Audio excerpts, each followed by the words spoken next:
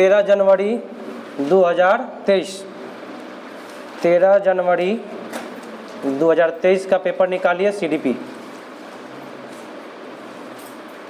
देखिए काफ़ी मज़ेदार तरीका से किया जाएगा। देखिए जो भी प्रश्न है ना उसमें से निचोड़ निकालना है, इसमें प्रश्न में क्या हुआ है, क्या दिया हुआ है, क्या छिपा हुआ है, उसको निकाल करके बस पास कर जाना है। सब कोई पास करेगा, गारंटी है। प्रश्न बोलता है निम्नलिखित में से कौन सा क्षेत्र बाल विकास का है, मतलब बालक वाला। तो एकाएकी फर्स्ट में गलती क्या कर दिया, एकाएकी तो ठीक चल रहा था। हाँ वैज्ञानिक वर्ड गलत बोल दिया। निर्धारित वर्ड गलत होता है और स्थित भी होता है। तो अंतर विषयात्मक और गतिशील, अंतर विषय माने विषय के अंदर वाला, और गतिशील माने आप एक्टिव है तो बहुत बेटर हो गया। और डी में तो पूरा का पूरा भरा हुआ है नेगेटिव। ठीक है, अब अगला है नोट करने वाला है। सभी को इसको नोट कर लीजिए कि बाल विकास की अवधि का सही क्रम नोट करें सभी कोई, और लिखिएगा पहला जो क्रम होता है डी नंबर ऑप्शन होगा। पहला जो क्रम होता है गर्भावस्था होता है, 2 नंबर में आ जाता है शिशु अवस्था, तब आता है पूर्व बालावस्था, मध्य बालावस्था, तब आता है आपका किशोरावस्था। डी ऑप्शन आप नोट करके क्रम को रट जाइए। अगला प्रश्न देखिए, नोट कर लिए? हाँ डी नंबर नोट करना था। अगला प्रश्न है कि विकास प्रकृति एवं पालन पोषण डैश का परिणाम है। भाई किसका परिणाम है विकास? तो विकास कभी भी अंतःक्रिया से होता है। क्या चीज की अंतःक्रिया? सामाजिक अंतःक्रिया से होता है। तो सबसे बेटर आपका उत्तर कौन सा? ए में क्या लिख दिया? वी संबंध। संबंध तो बेटर था लेकिन यहाँ पे वी लगा करके क्या कर दिया, इसको गलत किया। वियोजन वर्ड यहाँ पे आप नया नया सुनते होइएगा। वियोजन संयोजन का जो चर्चा होता है केमिस्ट्री में होता है, यहाँ नहीं होता है। स्वतंत्र कार्य, तो ये भी आपका गलत हुआ। माने विकास जो होता है पालन पोषण के अंतःक्रिया का क्या है? परिणाम है। ठीक है, सबसे बेटर सी। अगला पियाजे साहब का आ गया। क्या कहते हैं पियाजे साहब, सुनिएगा सभी कोई मन में जरूर पढ़िए तभी क्वेश्चन सही जाएगा। जिन पियाजे के संज्ञानात्मक विकास के सिद्धांत के अनुसार अधिकांश बच्चे संतुलन, क्रमबद्धकरण और वर्गीकरण किस चरण में समझ लेते हैं? बहुत मजेदार चीज है। संतुलन करना, क्रमबद्ध करना, क्लासिफिकेशन कर लेना, ये कौन सा लेवल में जाता है? तो मूर्त में जाता है। आपका उत्तर क्या हो जाएगा? सी। मूर्त का एज बताए? 7 से लेकर के 11 वर्ष के बच्चा को मूर्त कहते हैं। तो सबसे बेटर उत्तर। अब अगले प्रश्न पर आते हैं। कोई दिक्कत नहीं ना है? अगर दिक्कत हो तो नोट जरूर मार लीजिएगा। और नोट करने का जो तरीका है कैसे करिएगा, तो लिखिएगा संतुलन करना, क्रमबद्धकरण करना और वर्गीकरण, ये हमेशा 100% आपका क्या होगा? मूर्त के लिए जाएगा। इसमें एक और चीज ऐड कर लीजिएगा, संरक्षण। ठीक है, 4 वर्ड ये नोट करके आप लोग इसको याद कर सकते हैं। ये ट्रिक हो जाएगा एक प्रकार का। अब आते हैं भाई नेक्स्ट प्रश्न पर। नेक्स्ट क्या कहता है सुनिएगा। नेक्स्ट कहता है कि रीमा ने अभी हाल ही में तार्किक रूप से और बेहतर संयोजित रूप से अपनी प्रतिक्रिया की तार्किकता की स्पष्ट करते हुए प्रश्नों के उत्तर देना आरंभ किए।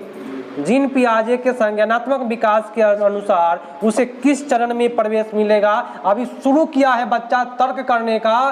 तो जब भी शुरू होता है ना भैया, तो आपको तर्क करने का काम मूर्त में ही शुरू होता है। 7 से लेकर के 11 वर्ष के बच्चों में ही तर्क करना शुरू होता है, पूर्व वाला में नहीं होता है तर्क। बात समझे? तो कहीं भी तर्क लिख दे, कहाँ जाएगा आपका उत्तर? मूर्त पर जाएगा हमेशा के लिए। कोई दिक्कत नहीं ना है?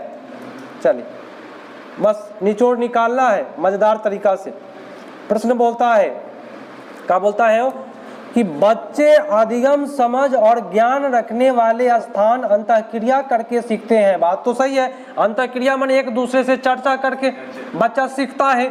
तो अधिगम का यह सिद्धांत डैश द्वारा दिए गए सिद्धांत के दृष्टिकोण अंतःक्रिया कहाँ होता है भाई?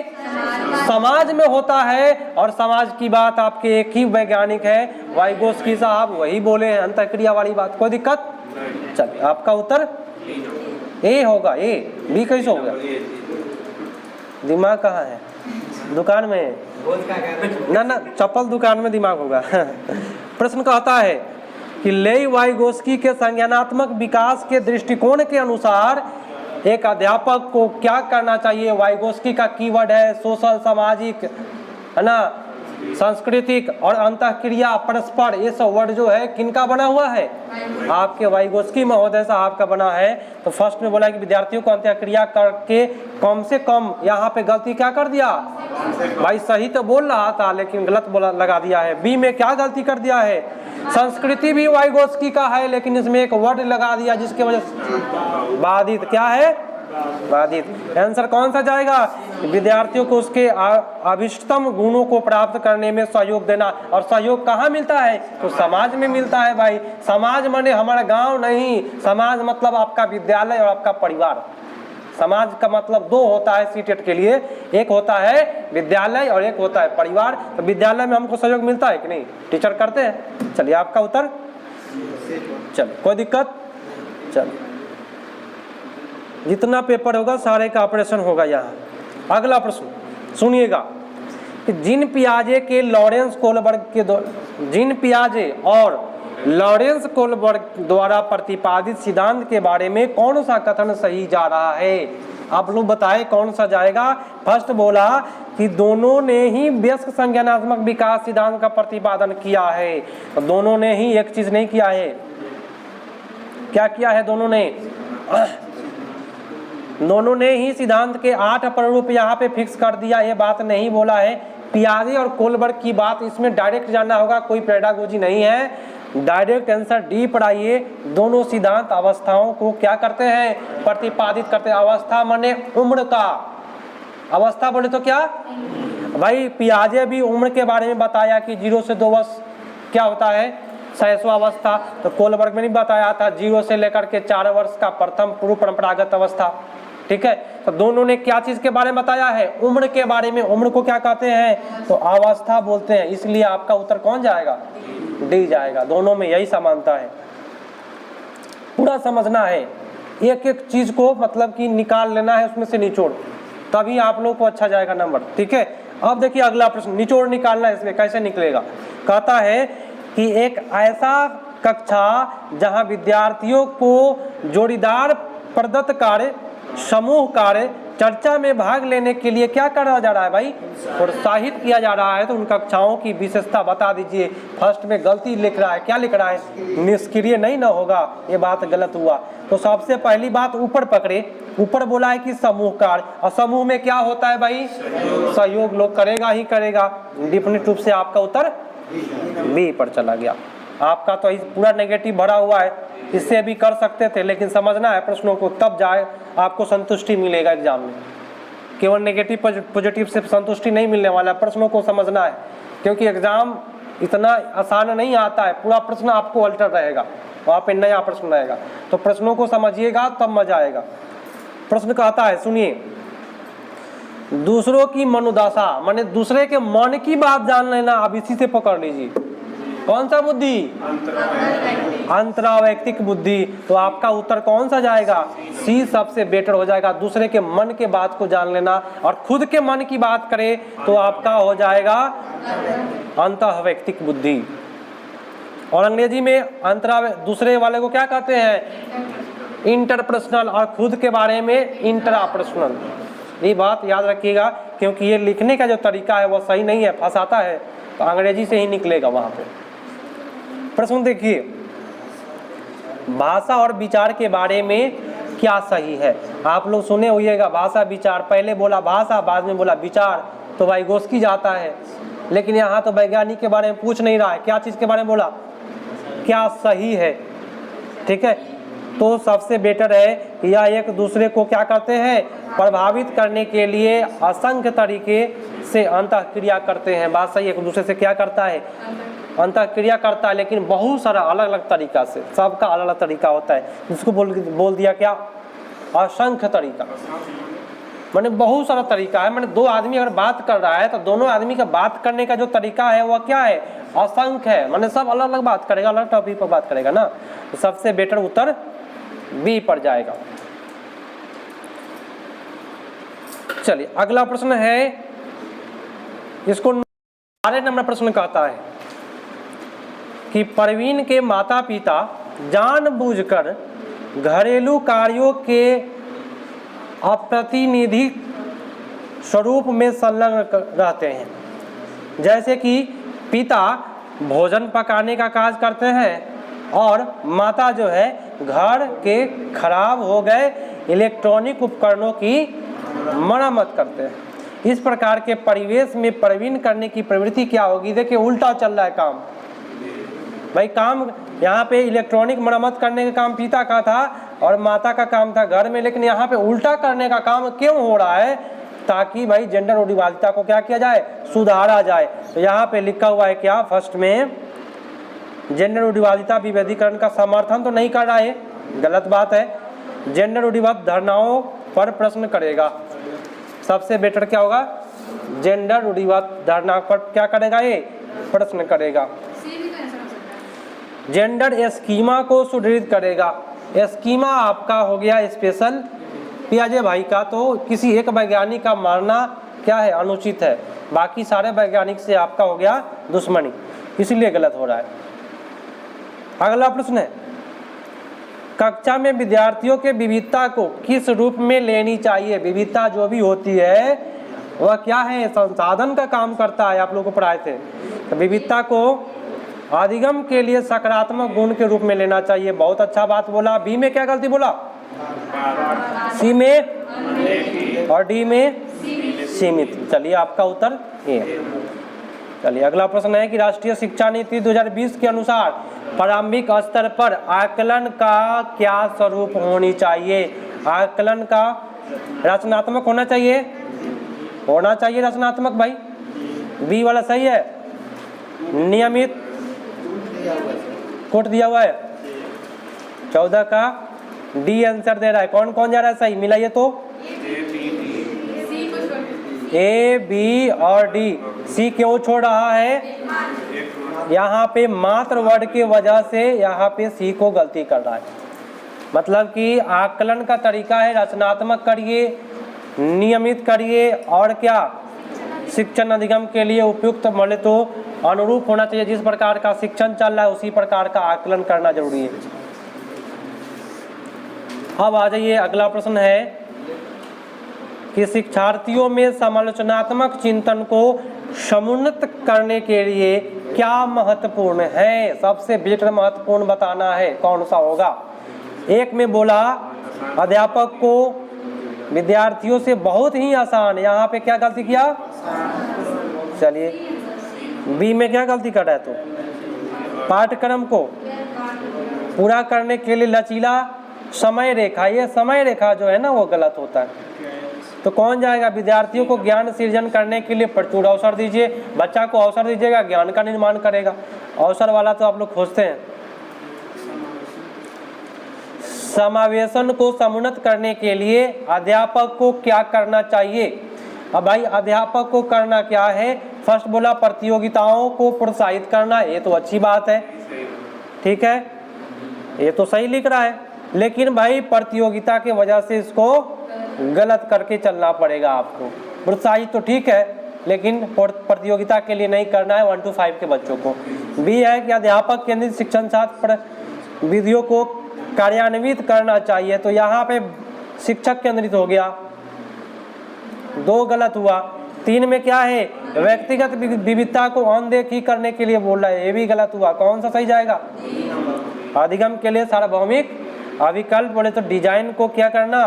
क्रियान्वित करना। आपका उत्तर सबसे बेटर डी। आ गया कथन कारण। कहता क्या है कि वंचित समूह के विद्यार्थियों के समावेशन को सफल बनाने के लिए यह महत्वपूर्ण है कि उसकी संस्कृति के पहलुओं को विभिन्न गतिविधियों को माध्यम से शामिल किया जाना चाहिए। बात सही बोला कि गलत? बहुत मजेदार बात बोल रहा है, ये तो सही बोला। और तर्क आता है कि अपनेपन का बोध सीखने के लिए अभिप्रेरित करना, ये भी सही है। तो सबसे बेटर आपका उत्तर ए। प्रकाशिक सहायता सामग्री बोले तो अनुकूलन, जैसे कि फ़ॉन्ट का बड़ा आकार, बोले तो शब्दों का बड़ा आकार, फ़ॉन्ट बोले तो क्या, शब्द का बड़ा आकार, आवर्धक सामग्री आदि कौन से विद्यार्थियों के समावेशन के लिए विशेष रूप से महत्वपूर्ण है? सबसे ज्यादा महत्वपूर्ण कौन सा होगा? देखिए बड़ा आकार वाला शब्द कह रहा है, तो बड़ा आकार वाला जिसको दिखाई नहीं देगा उसी के लिए नहीं जाएगा, दृष्टिबाधित, कोई दिक्कत नहीं। अगला है स्वलीनता वाला प्रश्न प्रत्येक सेट में है, हाँ ये 18 का ये जाएगा, मतलब लिखा है प्रश्न में ना बड़ा आकार वाला शब्द, तो बड़ा आकार वाला शब्द जिसको दिखाई नहीं देता है उसी को नहीं देखेंगे। दृष्टि की आंशिक क्षति माने जिसको थोड़ा थोड़ा दिखाई देता है ना उसके लिए। अब स्वलीनता की बात प्रत्येक प्रश्न में डाला है और अब की बार भी डालेगा स्वलीनता वाली बात। तो क्या बोलता है कि स्वलीनता विकार से जूझ रहे विद्यार्थियों की प्रायः कौन सी दृढ़ सामर्थ्य होता है? विवरण के प्रति सजगता और ध्यान देना, उसको अच्छा से ध्यान देना चाहिए क्योंकि वह स्वलीन अपने में लीन रहता है, कोई टीचर लेक्चर दे रहा है वो नहीं सुन पाता है, तो उसके प्रति क्या रहना चाहिए? सजगता। सजग नहीं रहेगा तो नहीं सुन पाएगा। कौन सा उत्तर? ए। कक्षा में जब भी सवाल प्रस्तुत किया जाता है, राखी उस सवाल के लिए अनेक नवाचारी समाधान प्रस्तुत करती है। नवाचारी बने नया वाला प्रस्तुत करती है। यह राखी के किस पक्ष की ओर संकेत करता है? विशेष प्रतिभा वाली विद्यार्थी, क्योंकि नवाचारी वर्ड प्रतिभा के लिए ही बना हुआ है। नवाचारी वर्ड किसके लिए? प्रतिभाशाली बच्चों के लिए, नया चीज सीखने के लिए उत्सुक रहता है। बी में क्या बोल दिया गलत? औसत समझ वाली विद्यार्थी, औसत हो गया क्या? मध्यम वाला। और सी में गलत क्या कर रहा है? कमी बोल रहा है। और डी में विश्वस्त जो वर्ड है वो आपका सही नहीं है। सबसे बेटर ए जाकर ले आओ ना, नल जल लेके लगाओ, नल जल लेके। अगला प्रश्न है कथन कारण है। कथन कहता है कि अध्यापक को ऐसी शिक्षण शास्त्रीय प्रविधियों और विषय वस्तु का चयन करना चाहिए जो विद्यार्थियों में नवीन ज्ञान के सृजन और उच्च क्रमीय कौशल को समुन्नत करने का कार्य करता है। तो ये तो बहुत अच्छी बात है, बच्चा का चिंतन को समुन्नत कर रहा है, ठीक बोल रहा है यहाँ पे। और तर्क कहता है कि बच्चों में नवीन ज्ञान का सृजन, उसकी व्याख्या करने की योग्यता। भाई क्या सही बोला? योग्यता पर लेकर के पटक दिया है यहाँ पे, गलत हो गया। उत्तर आपका केवल ए सही है, आर क्या है? गलत है, सी वाला ऑप्शन चला जाएगा। नेक्स्ट प्रश्न है, प्रश्न कहता है सुनिएगा, 14 वर्षीय माया एक युवा चित्रकार के वीडियो को यूट्यूब पर देखकर, मैंने एक बच्चा है वीडियो को देख रहा है, ठीक है, और पेंटिंग करना सीखती है। यूट्यूब पर देख करके वह पेंटिंग करना क्या कर रही है? सीख रही है। अब पूरा ध्यान से पढ़िए कि वह इस बात से विश्वास करती है कि वह पेंटिंग करने की क्षमता रखती है और सचेतता के साथ प्रतिक्रियाओं का अनुसरण करती है। मैंने जैसे कि यूट्यूब पर बता रहा है वैसा उसका क्या कर रही है? अनुसरण कर रही है। तो माया के अधिगम को क्या संज्ञा दी जा सकती है? बताए। अवलोकनात्मक हो जाएगा सबसे बेटर। अवलोकन बोले तो देख करके, यूट्यूब से देख करके वो क्या कर रहा है? उसका अधिगम कर रहा है, अवलोकन करके। अगला है कि अधिगम अधिक प्रभावशाली रूप से होता है। भाई अगर प्रभावशाली कब होगा? अगर क्या कक्षा में कोई भय नहीं हो, बोले तो भय मुक्त हो, तब भाई अधिगम जो होगा वह क्या होगा? प्रभावशाली होगा। भय मुक्त बोले तो भाई भूत वाला भय नहीं, मास्टर वाला भय। मास्टर धक्के थोड़ देता है, बच्चा भाई रटबे करेगा और आगे जाके कल्याण नहीं होता है, ठीक है। तो भय मुक्त होना चाहिए परिवेश, सबसे बेटर आपका उत्तर ए। लेकिन भाई बताइए बी में क्या गलती किया है जिसकी वजह से नहीं छुए? अनदेखा बोल दिया। और सी में जटिल बोल रहा है, यहाँ पे जटिल से मूर्त नहीं पढ़ाई होता है, अमूर्त लिख रहा है। दोनों बात तो गलत ही है 1 to 5 के लिए। और डी में व्याख्या के दौरान। तो ये सब वर्ड जो है इसको पूरे ध्यान में रखिए, ये सब निचोड़ निकलता है कि कौन से वर्ड का प्रयोग करने से जो है ना सेंटेंस गलत हो जाता है। और हम आपको बताएं, सुनिएगा, ऐसे बताएंगे, चलिए लास्ट में बताते हैं, अंत में सुनिएगा। अगला प्रश्न है, पहले प्रश्नों को करते हैं। निम्नलिखित में से किसे विद्यार्थियों में समुन्नत करना चाहिए? कंठस्थीकरण, भाई तो भाई गलत बात है। बी में समालोचनात्मक इतना हिट है, समान आलोचना माने दोनों पक्ष को लेकर के चलता है, उसको कहते हैं समालोचना। बोले तो लड़का का भी और लड़की का भी। और सी में क्या गलती कर रहा है? कार्यात्मक जड़ता, केवल काम पर ही नहीं चलना है। और अभी सारी तो गलत होता है, अब सारी रहता तो कुछ हद तक अच्छा जाता। सबसे बेटर समालोचनात्मक चिंतन, ये याद रखिएगा, कहीं भी ऑप्शन में मिले करके आइएगा। अगला प्रश्न, वह कौन सी समस्या समाधान प्रक्रिया है जिसमें निर्धारित चरण दर चरण विधि का अनुसरण किया जाता है? बोले तो एक चरण के बाद दूसरा चरण का अनुसरण किया जाना क्या कहलाता है? कलन विधि कहलाता है। चरण दर चरण विधियों का अनुसरण करना क्या कहलाता है? कलन विधि कहलाता है। लास्ट में लिखिएगा, पहले प्रश्नों को टोटल करिए, लास्ट में जो भी बच रहा है उसको लिखवाएंगे हम अपने तरीका से। प्रश्न कहता है, निम्नलिखित में कौन सा कथन अधिगम के लिए आकलन के संदर्भ में सही है? अब आपका दिया हुआ है कूट में देखिए कौन कौन सा सही जा रहा है, इसमें सबसे बेटर कौन सा होगा, उसके बाद कौन सा होगा। देखिए फर्स्ट में बोला कि भय पैदा करने के लिए कॉपियों में त्रुटियों पर लाल स्याही से घेरा बना देना, ये सही है हो? तो फर्स्ट में गलत हो गया। बी में भाई काफी अच्छा बात बोल रहा है कि विद्यार्थियों के अधिगम के बारे में जानने के लिए त्रुटियों का एक अवसर, बहुत अच्छा बात बोला। सी में सहपाठी या कलम का प्रयोग एक दूसरे को प्रतिपुष्टि देने के लिए किया जा सकता है, ये भी बात क्या बोल रहा है? सही बोल रहा है। और डी और 4 में बोल रहा है कि विद्यार्थियों द्वारा की गई त्रुटियों के प्रतिरूप के प्रति अध्यापक को सजग होना। तो सबसे बेटर उत्तर कौन सा? 2, 3 और 4। बोले तो उत्तर डी। चलिए अब आ गया आपका कथन करण। जो भी नोट करने वाली बात है सारा जब खत्म होगा तो जो भी चीज बनना है उसको नोट करेंगे। प्रश्न कहता है कि विद्यालयों को सीखने की प्रक्रिया में भावात्मक पहलू को ध्यान में रखना और पोषित करना चाहिए। और ये भावात्मक पहलू क्या है ये बताएं। ये तो भावात्मक पहलू को ध्यान में अगर नहीं रखिएगा तो बच्चा सब भाई क्या हो जाएगा, उब सकता है ना, उबाऊ लगेगा क्लास उसको। तो टीचर का काम है भावात्मक पहलू पर क्या रखना, ध्यान रखना। और तर्क में भी बोलता है भावना के बारे में।